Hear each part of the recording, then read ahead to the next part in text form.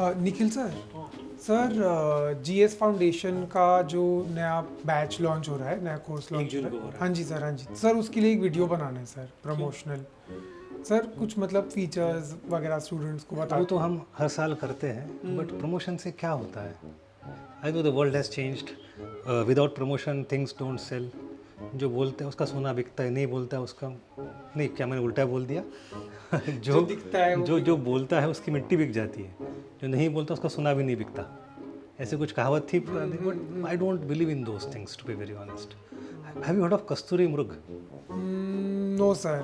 ऐसे हिरण होता है, एंड जहाँ भी वो जाएगा ना उसका स्मेल आता है and people get attracted. Level up IAS का जो जीएस फाउंडेशन है, you don't need to promote, okay.